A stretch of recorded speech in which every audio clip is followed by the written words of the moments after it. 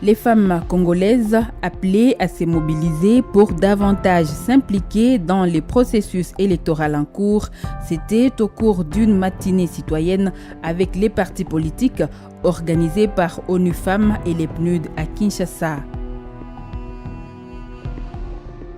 À Kinshasa toujours en rapport avec les processus électoraux, la coordination des écoles catholiques, en collaboration avec la MONUSCO, a organisé une journée de sensibilisation sur la prévention des violences en période électorale. Bonne réception de notre programme hebdomadaire ONU Hebdo.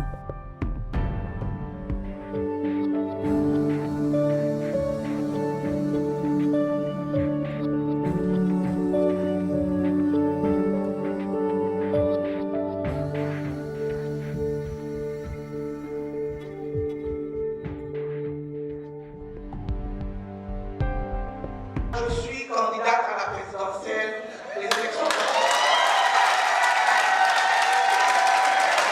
Ne pensez pas aux expériences passées, mauvaises, douloureuses où on a perdu.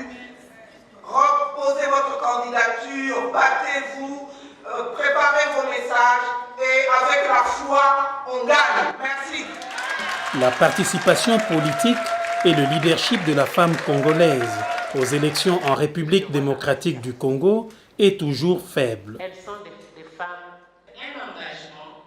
À cet effet, une journée a été organisée par ONU Femmes dont le thème retenu « Engagement pour l'alignement des femmes sur les listes électorales ». La RDC dispose à son actif plusieurs acquis en rapport avec la promotion du genre. La RDC a ratifié sans réserve la plupart des traités favorables à la participation politique des femmes, dont la Convention sur l'élimination de toutes les formes de discrimination à l'égard des femmes, qui consacre l'égalité des droits entre hommes et femmes, y compris dans les domaines de la participation à la vie politique. Plusieurs membres de différents partis politiques et organisations féminines ont participé à cette matinée citoyenne avec les partis politiques.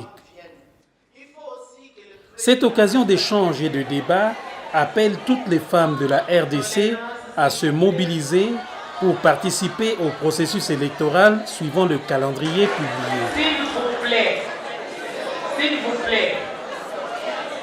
je vais vous dire une petite chose.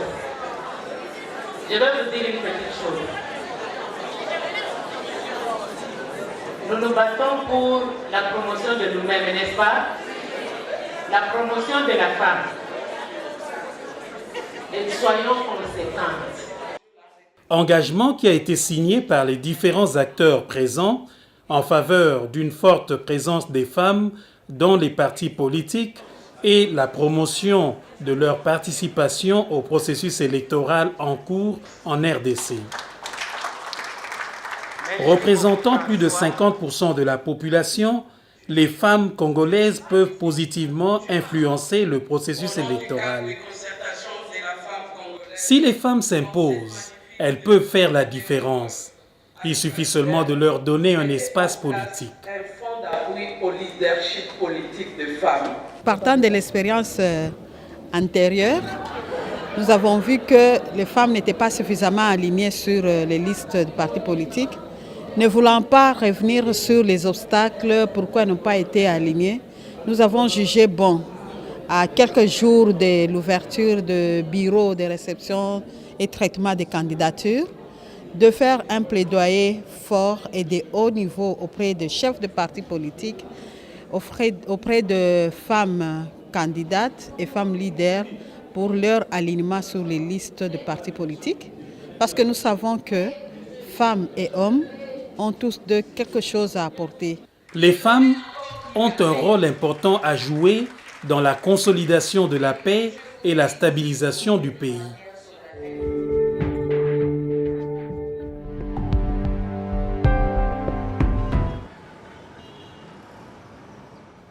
Prévenir les violences en période électorale, c'est l'objectif d'un atelier organisé à Kinshasa par la coordination sous-provinciale des écoles catholiques de la Tchangou, en collaboration avec la section des affaires civiles de la MONUSCO.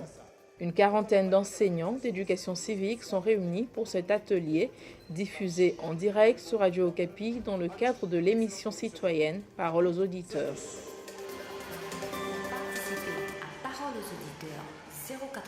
Une activité dans la ligne du mandat de la MONUSCO en ce qui concerne le soutien à apporter au gouvernement congolais dans le cadre du processus électoral. Affaires civiles organise ces programmes. Quel est le leitmotiv de cette matinée ici à Don Bosco, M. Phil? Nous avons constaté que les jeunes ont adopté une habitude qui n'est pas normale ces derniers temps. Ils ont acquis des habitudes de violence et des différents groupes de jeunes, vous les voyez, c'est disputer violemment et communiquer de façon très violente. Et c'est pour cela, on s'est dit, nous devons attaquer ces mots parce que ce sont ces jeunes-là qui sont vulnérables. Les enseignants, nous les avons touchés parce que ce sont des acteurs clés de l'éducation de la jeunesse, non seulement au niveau des écoles, mais partout où ils sont, ce sont des responsables dans les églises, ce sont des responsables dans leurs différentes communautés. Donc, ils ont toujours un rôle très capital dans l'éducation de la jeunesse. La matinée de sensibilisation et d'échange a obtenu l'adhésion du second citoyen de la commune de Massina, le bourgmestre adjoint Jean-Claude Makwanza. En cette période où notre pays, à travers la Commission électorale nationale indépendante, CENI, est en train de réaliser des avancées très significatives sur le processus électoral. Cette rencontre de ce matin vient à point nommé parce qu'actuellement, notre population en général et notre jeunesse en particulier souffre de manque de civisme. Les enseignants aussi jugent nécessaire d'étendre la culture de la non-violence et la tolérance parmi les jeunes, mais pas seulement.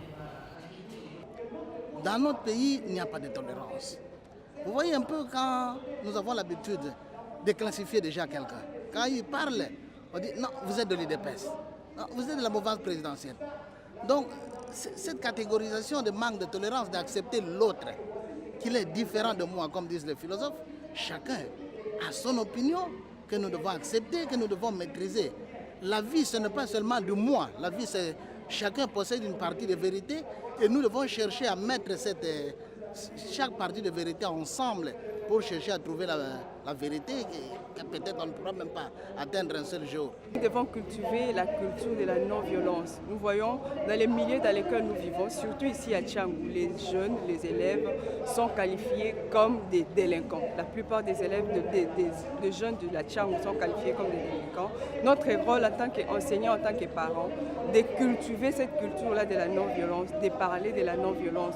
Comment nous, les jeunes, comment les jeunes doivent être pendant cette période électorale, accepter les opinions des autres, que ce soit de votre côté, de votre faveur ou pas, que vous puissiez accepter tel que cette personne-là a dit ou bien exprimé ses opinions, que nous soyons non violents par rapport à tout ce qui va se passer pendant cette période électorale. Tout ce qui a comme contestation, tout ce qui a comme frustration, tout ce qui a comme problème, on ne sait jamais comment ça va.